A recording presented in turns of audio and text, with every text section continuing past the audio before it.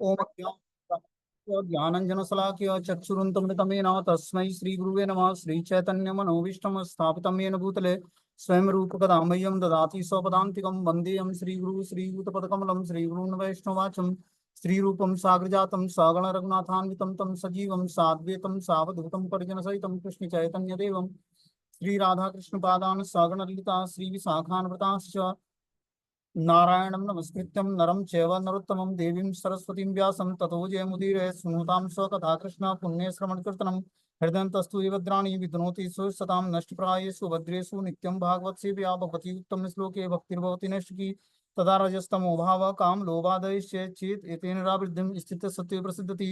एवं प्रसन्न मनसो भगवद्भक्ति योगतः भगवत तत्व विज्ञान मुक्त संगस्य जायते विद्यन्ते हृदय ग्रंथि छिद्यन्ते सर्वसंशयं क्षीयन्ते चास्य कर्माणि दृष्ट्वा एवात्मनीश्वरे मुखं करोति वाचालं पंगुं लंघयति गिरिं यत्कृपातमहं वन्दे परमानन्दमाधवं।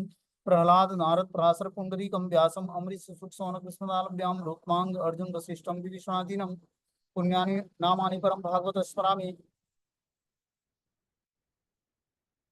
कृष्णाय वासुदेवाय हरे परमात्मने प्रणतक्लेशनाशाय गोविन्दाय नमो नमः। वासुदेवसुतं देवं कंसचारूणमर्दनं देवकी परमानन्दं कृष्णं वन्दे जगद्गुरुं। हे कृष्ण करुणा सिन्धु दीनबन्धु जगत्पतये गोपेश गोपिकान्त राधाकान्त नमस्तुते तप्त काञ्चन गौराङ्गे श्रीराधे वृन्दावनेश्वरी वृषभानुसुते देवी प्रणमामि हरिप्रिये। वाञ्छाकल्पतरुभ्यश्च कृपा सिन्धुभ्येव च पतितानां पावनेभ्यो वैष्णवेभ्यो नमो नमः। जय श्री कृष्ण चैतन्य प्रभु नित्यानंद श्री अद्वैत गदाधर श्रीवासादि श्री गौर भक्त वृंदा। हरे कृष्णा कृष्ण कृष्णा हरे हरे हरे राम राम राम हरे हरे। नमस्ते तु हलग्राम नमस्ते मुसलायुधम नमस्ते रेवती कांतम नमस्ते भक्तवत्सलम नमस्ते बलिराम श्रेष्ठ नमस्ते धरणीधरम प्रलंबारे नमस्ते तु त्राहिमाम कृष्ण पूर्वजम। इसमें आज हम लोग पढ़ रहे थे बलराम जी का आविर्भाव तिथि के बारे में। बलराम जी का प्राकट्य दिवस आने वाला है। तो कल क्लास हुई थी कि बलराम जी का जन्म कैसे हुआ, कैसे वो रोहिणी माता के गर्भ में, देवकी माता के गर्भ से रोहिणी माता के गर्भ में ट्रांसफर होते हैं, और कैसे उनका नामकरण संस्कार होता है। गर्भ मुनि के द्वारा नामकरण संस्कार किया जाता है बलराम का और कृष्ण का, दोनों का। अब जो है बलराम जो है प्रोगंड अवस्था, मतलब 6 से 10 वर्ष की अवस्था जो होती है, कृष्ण बलराम 6 से 10 वर्ष की अवस्था मतलब प्रोगंड अवस्था में चले गए हैं। जब तक 5 वर्ष की अवस्था में थे तब तक उनकी स्कूल की ट्रेनिंग हुई कि वो बछड़े चराते थे। अब जब 5 से 10 वर्ष की अवस्था में चले गए तो उनकी स्कूल की ट्रेनिंग हुई कि अब गाय चराना शुरू किया। देखो, अपने जिस इष्ट आराध्य की पूजा हम लोग करते हैं वो या तो बछड़े चराते हैं या गाय चराते हैं, ठीक है ना। तो देखो, जो इस पूरे ब्रह्मांड के क्रिएटर हैं ब्रह्मा जी, उनको कंफ्यूजन हुआ कि ये कैसे भगवान हो सकते हैं जो बछड़े चरा रहे हैं ग्वाल बालों के साथ बैठकर, और जो है उनका जूठन खा रहे हैं और बांसुरी बजा रहे हैं, बछड़े पकड़ रहे हैं, ये कौन से भगवान हो सकते हैं। तो हम लोगों ने ब्रह्मा जी की स्टोरी सुनी है कि ब्रह्मा जी को कैसे भगवान ने अपना योग ऐश्वर्य दिखाया, और कैसे उनके अभिमान को छोड़ करा, कैसे अपनी भगवत्ता उनके सामने प्रस्तुत की, ठीक है ना। अब इसमें बलराम जी की कथा में हम लोग पढ़ते हैं कि अब जब सारे सखा जो हैं गाय चराने गए तो बोलते हैं कि कृष्ण और बलराम से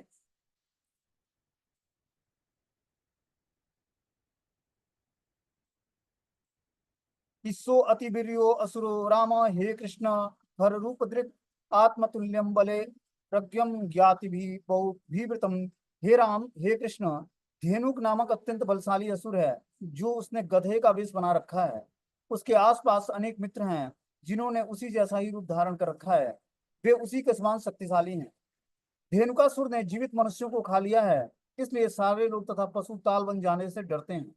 हे शत्रुहंता कृष्ण बलराम, पक्षी तक उड़ने से डरते हैं उस ताल बन के पास। ताल बन में ऐसे मधुर गंध वाले फल हैं जिन्हें किसी ने कभी चखा भी नहीं है। ताल फलों की चारों ओर फैली सुगंध अब भी सूंघने योग्य है। हे कृष्ण, आप हमारे लिए फल ले आ दें, हमारे मन उनकी सुगंधियों से अत्यंत आकृष्ट है। हे बलराम, उन फलों को पाने की हमारी इच्छा अत्यंत प्रबल है। यदि आप सोचते हैं और ये विचार अच्छा है तो चलिए हम लोग ताल वन में चलते हैं।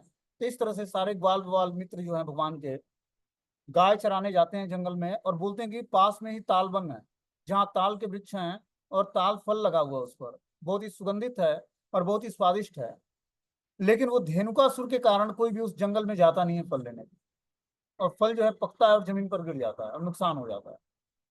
लेकिन ये जो असुर है धेनुकासुर, गधे के रूप में उस जंगल में रहता है और किसी को भी प्रवेश नहीं करना देता है। यहाँ तक कि अगर जो ऊपर से कोई पक्षी भी जाता है तो अपने आसुरी शक्ति से उनको आकर्षित करके नीचे गिरा लेता है और उसको खा जाता है।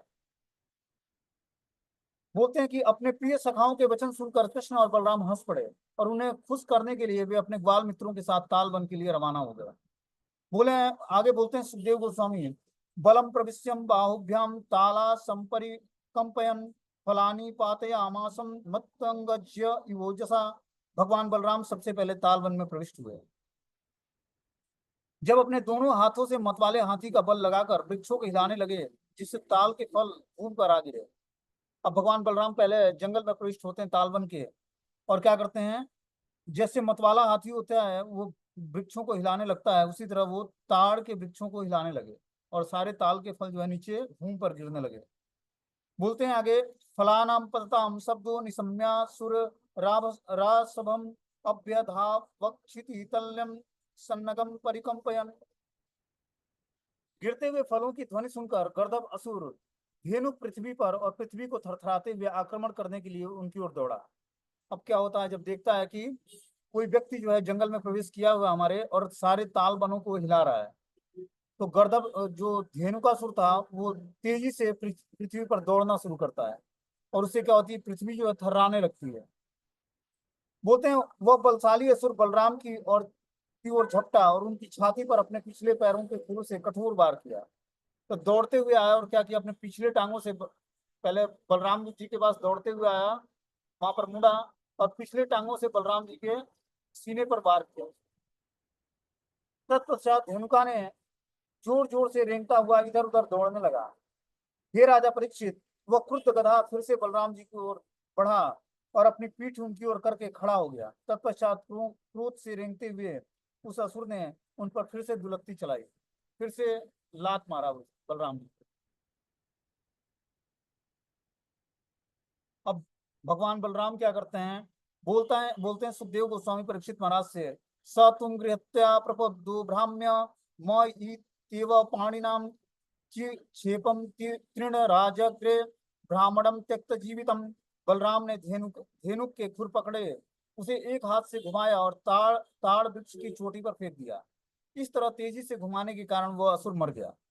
तो भगवान बलराम क्या करते हैं, उस असुर के पिछले पैरों को पकड़ते हैं, घुमाते हैं और तालवन का जो सबसे ऊंचा वृक्ष होता है उस पर उस गधे को फेंक देते हैं और गधा जो है हवा में ही प्राण त्याग देता है। बलराम ने धेनुकासुर के मृत मृत शरीर को जंगल के सबसे ऊंचे ताड़ वृक्ष के ऊपर फेंका था। जब यह मृत शरीर उस वृक्ष की चोटी पर जा गिरा तो वो वृक्ष हिलने लगा। इस विशाल वृक्ष के पास एक अन्य वृक्ष भी चरमराने लगा और असुर के भार के कारण टूट गया। इसके निकट का वृक्ष भी इसी तरह हिल हिलकर टूट गया। इस तरह एक एक करके जंगल के अनेक वृक्ष हिले और टूट गए।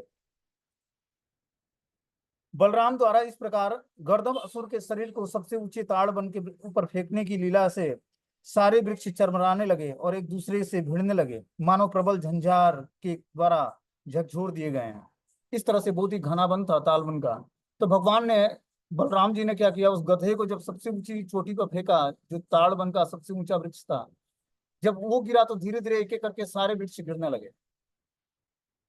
बोलते हैं कि हे राजा परीक्षित, बलराम को अंततः भगवान एवं संपूर्ण ब्रह्मांड का नियंता जान लेने पर बलराम द्वारा धेनुका असुर का मारा जाना इतना आश्चर्यजनक नहीं है। निश्चित ही संपूर्ण ब्रह्मांड उन पर उसी प्रकार टिका है जिस तरह बिना बुना वस्त्र तानु बानु पर टिका होता है। तो बलराम जी शेष नाग के रूप में इस पूरे ब्रह्मांड को धारण करते हैं। सारे ब्रह्मांड उनके सर पर जो है सरसों के तिल के बराबर होता है।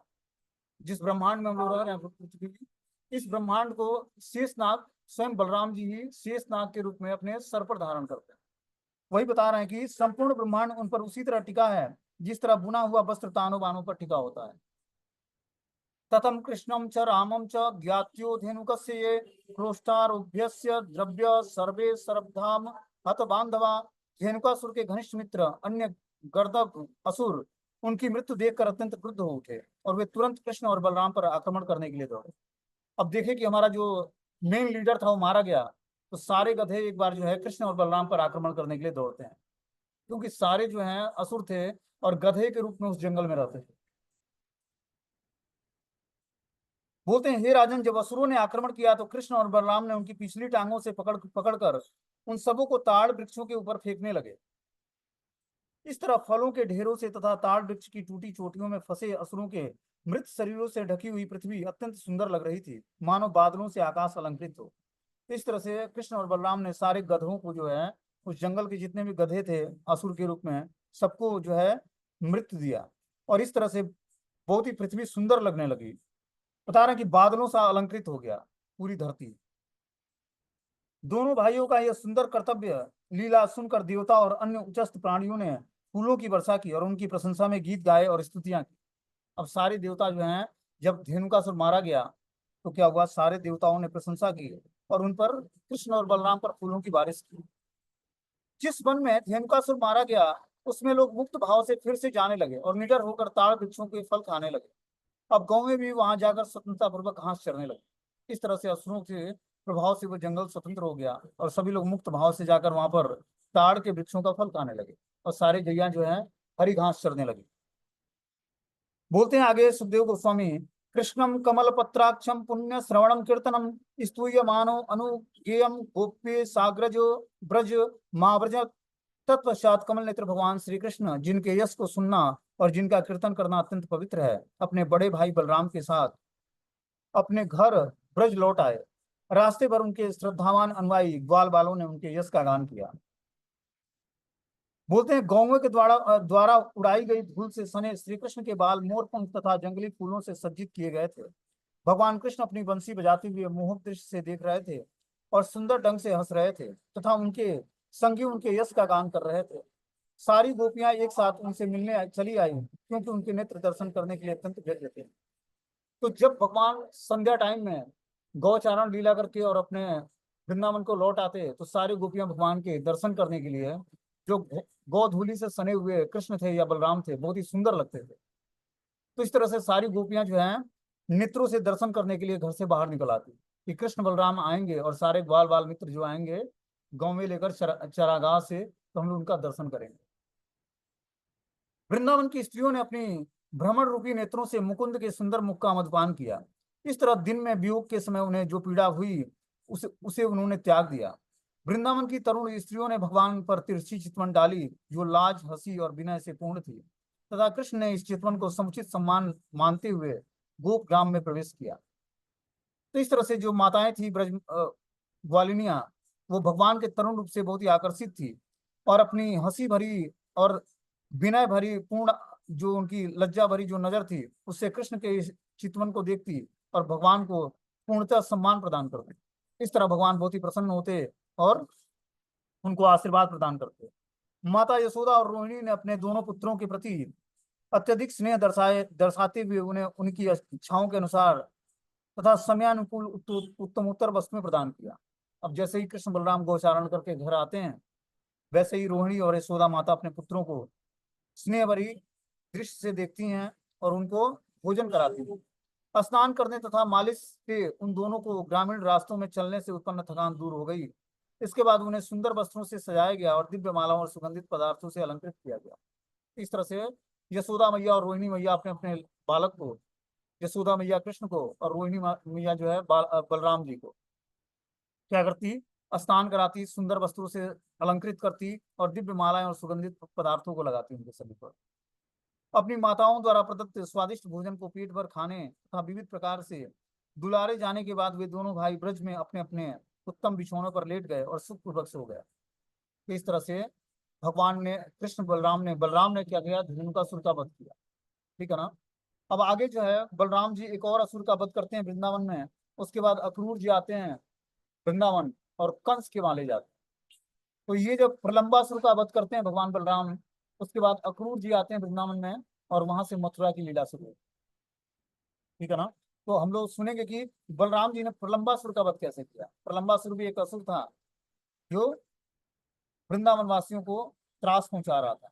उसकी स्टोरी हम लोग सुनेंगे।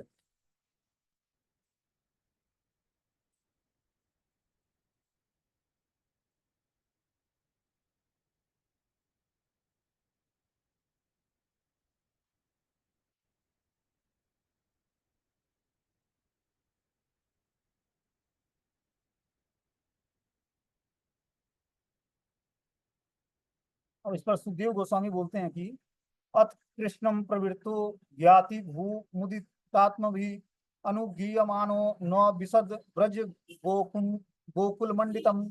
सुखदेव गोस्वामी ने कहा, अपने आनंद विभोर साथियों से घिरे हुए जो निरंतर उनके यश का गान करते रहते थे, श्री कृष्ण ब्रज ग्राम में प्रविष्ट हुए जो गौओं के झुंडों से मंडित था। तो भगवान का एक ही पेशा था, बस गाय चराना और अपने ग्वाल बाल मित्रों के साथ खेलना। ये कब तक? 6 वर्ष से 10 वर्ष तक की अवस्था थी, ठीक है ना। वो अवस्था जो है पौगंड अवस्था कहलाती है। तो प्रौगंड अवस्था में भगवान गाय चराते और गोप ग्वालों के साथ आनंद विभोर होकर गौवे चराते और क्या करते? कलेवा करते। और गोप ग्वाल क्या करते? भगवान के यश का गान करते। बोलते हैं, ब्रज क्रीडत तोरेवा गोपाल छंद माया ग्रीष्मो नामातुर भवन नाति प्रिया शरीरिणम। जब कृष्ण और बलराम इस तरह से सामान्य ग्वाल बालों के बीच में वृंदावन में जीवन का आनंद ले रहे थे, तो धीरे धीरे ग्रीष्म ऋतु आ गई और यह ऋतु देहधारियों को अधिक सुहावनी नहीं लगती है। तो इस तरह से जो है, जब कृष्ण बलराम ग्वाल वेश धारण करके, गोप ग्वाल का वेश धारण करके वृंदावन में जीवन का आनंद ले रहे थे, तो धीरे धीरे ग्रीष्म ऋतु आती है। गर्मी भी बहुत वृंदावन में तीव्र पड़ती है। बोलते हैं, सच वृंदावने गुणे वसंतम इव लक्षितम यात्रस्ते भगवान साक्षात ग्रामीण व सवकेशवम। फिर भी चूंकि साक्षात भगवान कृष्ण बलराम सहित वृंदावन में रह रहे थे, अतएव ग्रीष्म ऋतु बसंत के गुण प्रकट कर रही थी। वृंदावन की भूमि ऐसे ही गुणों से संपन्न है। तो ग्रीष्म ऋतु थी, मतलब गर्मी का ऋतु था, लेकिन कृष्ण बलराम के उपस्थित होने से मानो बसंत ऋतु आ गई थी। मतलब मौसम बहुत ही सुहावना होता था। वृंदावन में झंडों की तीव्र ध्वनि से झिंगरों की झंकार छिप गई और उन झरनों की फुहार से निरंतर नम रहने वाले वृक्षों में के समूह में संपूर्ण क्षेत्रों को मंडित करने लगा। सरोवरों की लहरों और बहती हुई नदियों का स्पर्श करती हुई अनेक प्रकार के कमलों और कमलिनियों के पराग कण अपने साथ लेती हुई वायु संपूर्ण वृंदावन को शीतल बनाती थी। इस तरह वहां के निवासियों को ग्रीष्म की जलती धूप और मौसमी दावाग्नियों से उत्पन्न गर्मी से कष्ट नहीं उठाना पड़ता था। निसंदेह वृंदावन ताजी हरी भरी घास से भरा पूरा था। गहरी नदियां अपनी उठती लहरों से अपने तटों को तर करके उन्हें गीला और दलदला बना देती थी। इस तरह विष की तरह विकराल सूर्य की किरणें न तो पृथ्वी के रस को उड़ा पाती थी, न इसकी हरी घास को सुखा पाती। फूलों से वृंदावन बड़े ही सुंदर ढंग से सजा हुआ था और नाना प्रकार के पशु और पक्षियों अपनी ध्वनि से पूरी तरह पूरित थे।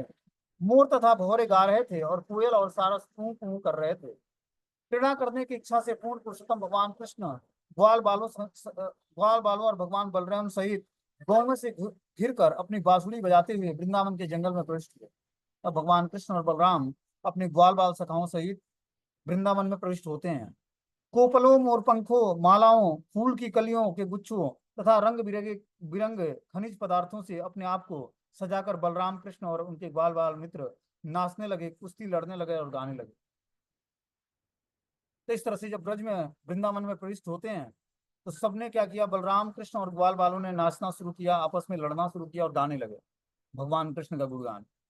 बोलते हैं सुखदेव गोस्वामी, कृष्णस्य नृत्यतम केचित जगमु केचित वादयन वेणु प्राणी तले श्रृंगम प्रसुर परे। जब कृष्ण नाचने लगे तो कुछ बालक गाकर और बांसुरी बजाने लगे। हाथ के मजीरे और भैंसों के सिंग से बना श्रृंग बजा बजा कर उनका साथ देने लगे तथा कुछ अन्य बालक उनके नाच की प्रशंसा करने लगे। हे राजन परीक्षित, देवताओं ने गोप जाति के सदस्यों का वेश बनाया और फिर तक जिस तरह नाटक के नर्तक दूसरे नर्तक की प्रशंसा करते हैं, उसी तरह उन्होंने ग्वाल बालों के रूप में प्रकट हुए और कृष्ण बलराम की पूजा शुरू की। कृष्ण तथा बलराम चक्कर काटते हुए, कूदते फेंकते, थपथपाते तथा लड़ते भिड़ते हुए अपने ग्वाल सखाओं के साथ खेलने लगे। कभी कृष्ण और बलराम बालकों के सिरों की पर सिरों की चूटियां खींच देते थे। हे राजन, जब अन्य बालक नाचते हुए और कृष्ण बलराम कभी कभी गीत और वाद्य संगीत से उनका साथ देते, तो कभी कभी वे दोनों बहुत अच्छा कहकर लड़कों की प्रशंसा करते थे। ग्वाल बाल कभी बिल्व और कभी कुंभ फलों से खेलते और कभी कभी मुट्ठी में आमलक फलों को लेकर खेलते। कभी वे एक दूसरे को छूने का या आंख मिचौली के समय किसी को पहचानने का खेल खेलते, तो कभी वे पशुओं और पक्षियों की नकल उतारते, कभी वे मेढकों की तरह फुदक फुदक कर चलते, कभी तरह तरह के हास प्रयास करते, कभी झूले में झूलते, कभी राजाओं की नकल उतारते।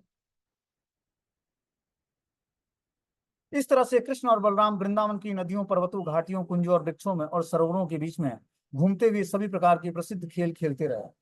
तो इस तरह से जब भगवान 6 से 10 वर्ष की अवस्था में थे, तो सारे ग्वाल बाल मित्रों के बीच में कृष्ण और बलराम क्या करते, आनंद लेते खेल का। अलग अलग जो है पक्षियों की आवाज निकालते, अलग अलग पशुओं की जो उनकी कलाएं होती हैं उसको करते, कभी झूले झूलते, कभी हास प्रयास करते, कभी मेढक बनकर और फुदकने लगते, कभी राजा बनकर उनकी नकल करते।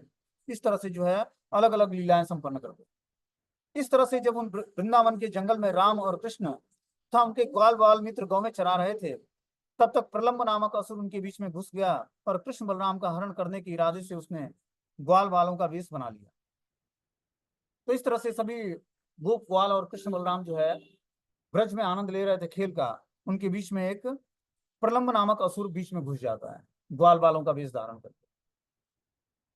तम विद्वानपि दर्शाहुम भगवान सर्वदर्शनम अन्य मोदत तत्सख्यम वदम तस्याम विचिन्यदन। चूंकि दशहार वंशज में उत्पन्न भगवान कृष्ण सब कुछ देखते हैं, अतः वे जान गए कि वह असुर कौन है। फिर भी भगवान ने ऐसा दिखावा किया जैसे वे उसे अपना मित्र मान चुके हों, जबकि वे गंभीरता पूर्वक यह विचार कर रहे थे कि उसको कैसे मारा जाए।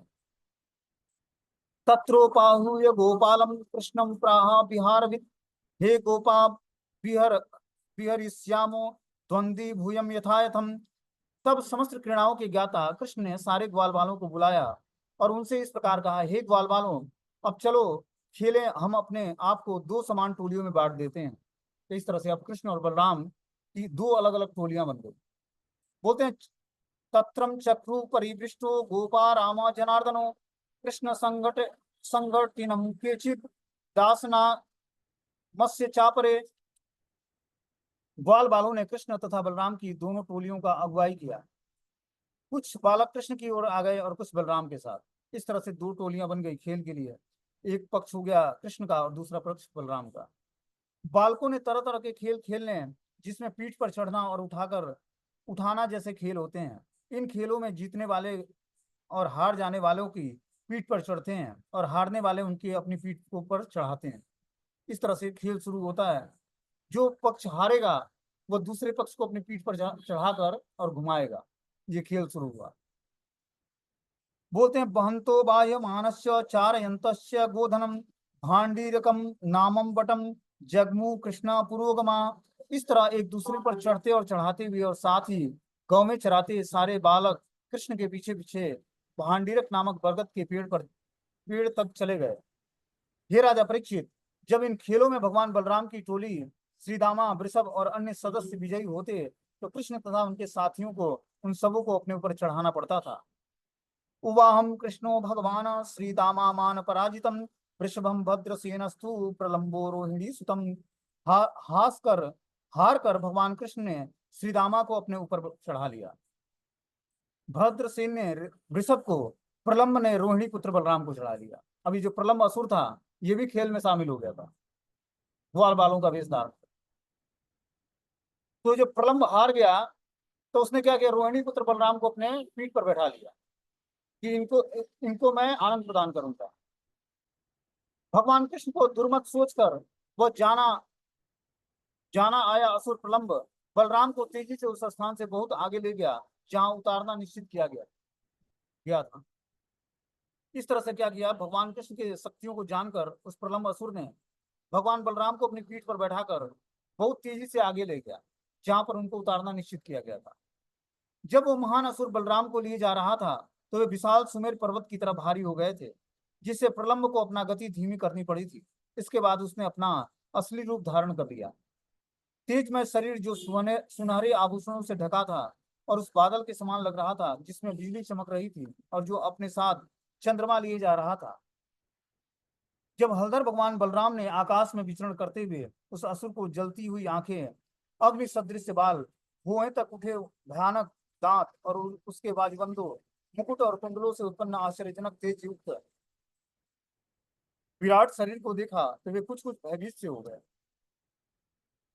तो इस तरह से बलराम को अपनी पीठ पर ले जाकर कुछ दूरी पर क्या करता है, अब उतारने का प्रयास करता है, लेकिन बलराम जी भारी हो जाते हैं।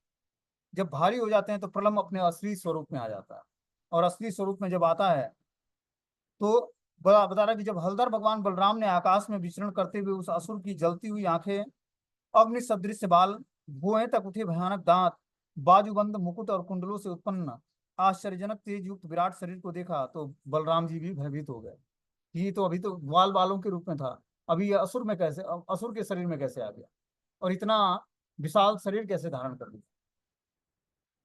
वास्तविक स्थिति का स्मरण करते हुए निर्भीक बलराम की समझ में आ गया, यह असुर मेरा अपहरण करके मुझे मेरे साथियों से दूर ले जाने का प्रयास कर रहा है। तब वे क्रुद्ध हो उठे और उन्होंने असुर के सिर पर अपनी कठोर मुट्ठी से उसी तरह प्रहार किया जिस प्रकार देवताओं के राजा इंद्र अपने वज्र से पर्वत पर प्रहार करते हैं। बलराम की मुट्ठी के प्रहार से प्रलम्ब का सिर तुरंत फट गया, वह मुख से रक्त उगलने लगा और बेहोश हो गया। तत्पश्चात वह निष्णात होकर पृथ्वी पर भीषण धमाके के साथ ऐसे गिर पड़ा मानो इंद्र द्वारा विनष्ट कोई पर्वत हो। तो इस तरह से भगवान बलराम क्या करते हैं, अपनी मुट्ठी से उस प्रलंब असुर के सिर पर मारते हैं और उसका सिर फट जाता है और मुंह से रक्त बमन करने लगता है, और इस तरह से बेहोश हो जाता है और निष्प्राण हो जाता है और पृथ्वी पर गिरकर अपने प्राण छोड़ देता है। बोलते हैं दृष्टवा प्रलंबम निहतम बलेन बलशालिनम गोपा संविस्मिता आसम साधवती वादिनम। ग्वाल बाल यह देखकर अत्यंत चकित थे कि बलशाली बलराम ने किस तरह प्रलंबासुर को मार डाला है। वे सभी बहुत खूब कहकर चिल्ला उठे। अब क्या हुआ आगे, आशीषो अभी ऋणन तस्तम प्रशस्य सुतस्य दर्हणम कृत्यागत मिवालिंगम प्रेम विहल चेतस। उन्होंने बलराम को खूब आशीर्वाद दिया और सभी तरह की प्रशंसा के पात्र होने के कारण उनकी खूब प्रशंसा की। उनके मन प्रेम से विभोर उठे और उन्होंने उनका एक इस प्रकार आलिंगन किया मानो वे मर कर लौटे हों। इस प्रकार क्या करते हैं, सारे ग्वाल बाल भगवान को आशीर्वाद देते हैं बलराम जी को, और बहुत ही प्रशंसा करते हैं, और उनका मन जो है प्रेम से उद्वेलित हो जाता है और सभी मिलकर बलराम जी का आलिंगन करते हैं। बोलते हैं पापे प्रलंबे निहते देवाम परम निवृताम अभ्यम वर्षम बलम माल्य संससु साधु साधवती। पापी प्रलंबा सुर के मारे जाने पर देवता अत्यंत प्रसन्न हुए, उन्होंने बलराम पर फूल मालाओं की वर्षा की और उन्होंने उनके उत्तम कार्य की प्रशंसा की। इस तरह से भगवान बलराम जो है, कृष्ण तो बहुत सारे असुरों का वध किया, लेकिन बलराम ने प्रलंबासुर और धेनुकासुर का वध किया। उसके बाद अक्रूर जी अब वृंदावन में आते हैं और क्या करते हैं, कृष्ण और बलराम को कंस के दरबार में ले जाने का प्रयास करते हैं। ठीक है ना। कंस ने एक मल्ल युद्ध रखा था, उस मल्ल युद्ध में कृष्ण और बलराम को भी इनविटेशन दिया था। तो इस तरह से क्या होता है कि अक्रूर जी आते हैं लेने के लिए, अक्रूर जी को भेजता है कंस कि आप जाकर, कृष्ण और बलराम ने हमारे सारे असुर सबको मारा है, आप क्या करिए, जाकर उनको यहाँ पर ले आने का प्रयास करिए। तो इस तरह से अक्रूर जी को भेजता है और अक्रूर जी वृंदावन आते हैं। बोलते हैं श्री सुक उवाच अक्रूरो अपि च्यौताम रात्रि मधुपुरिया महामतिम उस्थित्वाम रथम आस्थायम प्रयो नंद गोकुलम। सुखदेव गोस्वामी ने कहा, महामति अक्रूर ने वह रात मथुरा में बिताई और तब अपने रथ पर सवार होकर नंद महाराज के ग्वाल ग्राम के लिए रवाना हो गए। तो क्या था कि अक्रूर जी बहुत दिनों से प्रतीक्षा कर रहे थे कि कब और कृष्ण बलराम की हमारी मुलाकात होगी, कब मैं उनका दर्शन करूंगा, क्योंकि अक्रूर जी भी यदुवंश के थे। और कंस ने क्या किया था, जब कृष्ण प्रकट हुए तो सारे यदुवंशियों को अपने राज्य से बाहर निकाल दिया, लेकिन कुछ यदुवंशी बचे रहे जैसे अक्रूर जी थे, जो कंस के राज्य में ही कंस की देख रेख में वहां पर कार्य करते थे। तो इनका अपना अक्रूर जी को अपना हितैषी मानकर इसने क्या किया, कंस ने अक्रूर जी को भेजा कि आप जाकर और वृंदावन से कृष्ण बलराम को यहाँ ले आओ मल्ल युद्ध में। तो इस तरह से अक्रूर जी जाते हैं, बताते हैं कि गच्छन्त्य पथि महाभागो भगवान भगवत अम्बुज जेक्षणम भक्ति परा मुपगतम एवं चिंतयत। मार्ग में यात्रा करते हुए महात्मा अक्रूर को कमल नेत्र भगवान के प्रति अपार भक्ति का अनुभव हुआ और वे इस प्रकार सोचने लगे।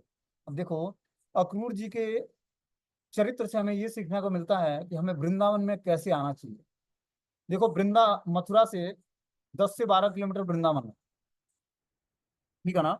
लेकिन वृंदावन आने में हमारी कॉन्सियसनेस क्या होनी चाहिए, ये अक्रूर जी से हमें सीखना चाहिए कि किस तरह वो पूर्ण रूपेण अपनी चेतना को भगवान कृष्ण में और बलराम में स्थिर करके वो कंस के दरबार से बाहर निकलते हैं, और वहीं से उनको कृष्ण और बलराम के दर्शन शुरू होते हैं, और इस भाव से वो वृंदावन आते हैं। तो हमें भी जब हम वृंदावन आए तो क्या करें, आने के साथ ही ब्रज धाम को हमें प्रणाम करना चाहिए कि अखंड सौभाग्य जगह जो में आज ब्रज धाम के ब्रजवासियों का और ब्रज रज का दर्शन होने को मिला। वहीं पर हमें अपने गुरुदेव को और अपने परम गुरु को प्रणाम करना चाहिए, और सारे वैष्णव को वैष्णव प्रणाम मंत्र से प्रणाम करना चाहिए। फिर राधा रानी और कृष्ण को प्रणाम करना चाहिए। जहां उतरे हैं ब्रज धाम में, ट्रेन से उतरे 2 कदम आगे बढ़ाएं, और या बस से उतरे या कार से उतरे, वहीं प्रणाम करें भगवान ब्रज धाम को। धरती पर चरण रखने से पहले हमारा मस्तक धरती पे आना चाहिए। तो हम ट्रेन से उतरते हैं या बस से उतरते हैं या कार से उतरते हैं, तो चरण तो रखेंगे, लेकिन तुरंत मस्तक निभाना चाहिए, ये अपराध ना हो, ठीक है ना। बोलते हैं श्री अक्रूर ने सोचा, मैंने ऐसे कौन से शुभ कर्म किए, ऐसी कौन सी कठिन तपस्या की, ऐसा कौन सी पूजा की, जो ऐसा कौन सा दान दिया जिससे आज मैं भगवान केशव का दर्शन करूंगा। चूंकि मैं विषय भोगों में लीन रहने वाला भौतिकतावादी व्यक्ति हूँ, अतः अपने लिए उत्तम श्लोकों में स्तुति किए जाने वाले भगवान का दर्शन करने का यह अवसर प्राप्त कर पाना मैं उसी तरह कठिन समझता हूँ, जिस तरह शूद्र के रूप में जन्मे व्यक्ति के लिए वैदिक मंत्रों का उच्चारण करने की अनुमति प्राप्त कर लेना। तो अक्रूर जी को अपना अखंड सौभाग्य पता लगता है कि मैं कैसे कंस के दरबार में एक भौतिकतावादी व्यक्ति की तरह काम करने वाला व्यक्ति, और कहाँ कृष्ण बलराम की अहेतुकी की कृपा, कहाँ स्वयं भगवान का दर्शन, कितना बड़ा मेरा अखंड सौभाग्य है। बोलते हैं किंतु बहुत हुआ, छोड़ो इस विचारों को, आखिर मुझ जैसा पतित आत्माओं को भी अच्युत भगवान श्री कृष्ण को देखने का अवसर प्राप्त हो सकता है, क्योंकि काल रूपी नदी के प्रवाह में बह रहे बद्ध आत्माओं में से कोई एक आत्मा तो कभी कभी किनारे तक पहुंच ही सकता है। आज मेरे समस्त पाप कर्मों का उन्मूलन हो चुका है और मेरा जन्म सफल हो गया है, क्योंकि मैं भगवान श्री कृष्ण बलराम के चरण कमलों को नमस्कार करूंगा, जिनका बड़े बड़े योगी भी ध्यान करते हैं। निसंदेह आज कंस ने मुझ पर उस भगवान हरि के चरण कमलों का दर्शन करने के लिए भेजकर मेरे ऊपर महती कृपा की है, जिन्होंने अब इस संसार में अवतार लिया है। भूतकाल में मैं उनके नखों के तेज से ही इस भौतिक संसार के दुर्लभ अंधकार को अनेक आत्माओं ने पार करके मुक्ति प्राप्त की थी। उन्हीं चरण कमलों की ब्रह्मा और शिव तथा अन्य सारे देवता, लक्ष्मी जी तथा बड़े बड़े मुनि और वैष्णव पूजा करते हैं। उन्हीं चरण कमलों से भगवान अपने संगियों सहित गौवें चराते हुए समय जंगल में विचरण करते हैं, और वे ही चरण गोपियों के स्तनों पर लगे कुमकुम से सने रहते हैं। अवश्य ही मैं भगवान मुकुंद कृष्ण और बलराम के मुख को देखूंगा, क्योंकि अब हिरण मेरी दाईं ओर से निकल रहे हैं। वह मुख घुघराले बालों से घिरा होगा, और उनके आकर्षक गालों और नाक उनकी मंद हास्ययुक्त चितवन तथा लाल लाल कमल जैसी आंखों से शोभायमान होगा। तो इस तरह से जब वो मथुरा से वृंदावन के लिए आते हैं, तो किस कॉन्सियसनेस को वो कैरी करते हैं अपने साथ, कि वो पूर्ण रूपेण जो है कृष्ण मतलब भगवान के स्वरूप में विलीन हो गए, और अपने सौभाग्य को का बखान करने लगे कि क्या मेरा सौभाग्य है, कंस ने आज मुझ पर कृपा कर दिया है। कंस क्या कृपा करेगा, लेकिन उसको कंस की कृपा मान रहा है कि उसकी कृपा से मुझे आज कृष्ण बलराम के दर्शन हो। बोलते हैं अप्यम विष्णु मनुजत्वम न्यूसम भारावतारायम भुवो निजक्षयाम लावण्यम धामनो भवितो अप्यलभ्यनम महम न सयात फलम मज्जसादृशम। मुझे समस्त सौंदर्य के आकार उस भगवान विष्णु के दर्शन होंगे, जिन्होंने पृथ्वी का भार उतारने के लिए स्वेच्छा से मनुष्य जैसा स्वरूप धारण किया है। इस तरह इसमें कोई संदेह नहीं है कि मेरी आंखें उनके अस्तित्व का फल प्राप्त हो जाएगा। वे भौतिक कार्य कारण के साक्षी हैं, फिर भी वे उनकी झूठी पहचान से अपने आप को सदैव पृथक रखते हैं। वे अपनी अंतरंग शक्ति के द्वारा पृथकत्व और भ्रम के अंधकार को दूर करते हैं। जब वे अपनी भौतिक सृजन शक्ति पर दृष्टि डालते हैं, तो इस जगत के जीव प्रकट होते हैं, और ये जीव उन्हें अपनी प्राण वायु इंद्रिय तथा बुद्धि कार्यों में अप्रत्यक्ष रूप से अनुभव करते हैं। भगवान के गुणों और कर्मों और अवतारों से सारे पाप नष्ट हो जाते हैं, और उत्पन्न समस्त सौभाग्य और तीनों का वर्णन करने वाले शब्द संसार को जीवन दान देते हैं, उसे सुशोभित बनाते हैं और शुद्ध करते हैं। दूसरी ओर उनकी महिमा से विहीन शब्द 100 की सजावट करने जैसे होते हैं। तो यहाँ पर बता रहे हैं सुखदेव गोस्वामी कि जो भगवान के गुण कर्म और अवतारों की लीलाओं को सुनता है और क्या करता है, उच्चारण करता है, उसके सारे पाप यूं ही नष्ट हो जाते हैं और उसका अखंड सौभाग्य जागृत होता है। और क्या बोलते हैं कि संसार में वो व्यक्ति को जीवन दान मिलता है, मतलब उसकी आयु बढ़ जाती है और वो शुद्ध हो जाता है। दूसरी तरफ जो उनकी महिमा से विहीन है वो तो एक सजावट किया हुआ सौ से अलंकृत है। मतलब जिस तरह एक सौ को सजाया जाता है, और जो व्यक्ति भगवान की महिमा नाम रूप गुण लीलाओं का श्रवण और कथन नहीं करता है, तो वो सौ को अलंकृत करने के समान है। मतलब सजा धजा शरीर है लेकिन वो मरा हुआ व्यक्ति है। वे ही भगवान सात्वत वंश में प्रमुख देवताओं को प्रसन्न करने के लिए ही अवतरित हुए हैं। जो उनके द्वारा निमित्त धर्म के नियमों को धारण करने वाले हैं, वे वृंदावन में रहते हुए अपने यश का विस्तार करते हैं, जिसकी महिमा देवता गण भी गाकर करते हैं, जो सबों को मंगल प्रदान करने वाले हैं। आज मैं उन्हें अवश्य देखूंगा, जो कि महात्माओं के गंतव्य और आध्यात्मिक गुरु हैं। सभी नेत्रवानों को उनके दर्शन से हर्ष होता है, क्योंकि वे ब्रह्मांड के असली सौंदर्य हैं। निसंदेह उनका साकार रूप लक्ष्मी जी द्वारा अभिप्सित आश्रय है। अब मेरे जीवन के समस्त प्रभाव शुभ बन चुके हैं। इस तरह से अक्रूर जी अपने सौभाग्य की प्रशंसा करते हैं, अपने अंतरंग भावनाओं में डूबे होते हैं कृष्ण बलराम के चिंतन में, और अपने सौभाग्य की प्रशंसा करते हैं। बोलते हैं कि अथावरूणम सपदि दिशयोरथात् प्रधान पुंसो चरणम अस्तलब्धे धियाम धृतम योगी गिरप्य यहम ध्रुवम नमस्यम आभ्या च सखी बनोकसम। तब मैं तुरंत अपने रथ से नीचे उतर आऊंगा और भगवान कृष्ण और भगवान बलराम दोनों के चरण कमलों को नमस्कार करूंगा। उनके पैर वही हैं जिन्हें आत्म साक्षात्कार के लिए प्रयत्नशील बड़े बड़े योगी अपने मन के भीतर धारण करते हैं। मैं दोनों के बाल मित्रों और वृंदावन के अन्य समस्त वासियों को अपना नमस्कार निवेदित करूंगा। तो इस तरह से जो है अक्रूर जी ये सोचते हैं कि जब मैं वृंदावन पहुंचूंगा तो मैं अपने रथ से नीचे उतरूंगा और भगवान कृष्ण और बलराम के चरण कमलों पर गिरूंगा और नमस्कार करूंगा। और सारे ब्रजवासियों के जो भगवान के बाल मित्र हैं उनको भी मैं समस्त ब्रजवासियों को नमस्कार निवेदित करूंगा। और जब मैं उनके चरण कमलों पर गिर पड़ूंगा तो सर्वशक्तिमान प्रभु कृष्ण बलराम मेरे सिर पर अपना चरण कमल रख देंगे। जो लोग काल रूपी शक्तिशाली सर्प से अत्यंत विचलित होकर उनकी शरण में जाते हैं, यह हाथ उनके सारे भयों को दूर कर देता है। उस कमल सदृश हाथ में दान देकर पुरंदर और बलि ने स्वर्ग के राजा इंद्र के पद को प्राप्त किया है। जो रास नृत्य की आनंद लीलाओं के समय जब भगवान ने गोपियों के पसीनों को पोंछकर उनकी थकान दूर की थी, तो उनके मुख स्पर्श से उस हाथ को मधुर फूल की तरह सुगंधित बना दिया था। यद्यप कंस ने मुझे यहाँ पर अपना दूत बनाकर भेजा है, किंतु अच्युत भगवान मुझे अपना शत्रु नहीं मानेंगे। आखिर सर्वज्ञ प्रभु इस भौतिक शरीर रूपी क्षेत्र के वास्तविक ज्ञाता हैं, और वे अपनी पूर्ण दृष्टि से बद्ध जीवों के हृदय में सारे प्रयासों को अंदर और बाहर से देख सकते हैं। इस तरह से अक्रूर जी अपने अखंड सौभाग्य की प्रशंसा करते हैं और पूर्ण रूपेण कृष्ण भावनाभावित होकर ब्रज धाम में वृंदावन में आते हैं मथुरा से। ठीक है ना। आकर कृष्ण बलराम को प्रणाम करते हैं। अब आगे की लीलाएं लोग कल पढ़ेंगे। मीटिंग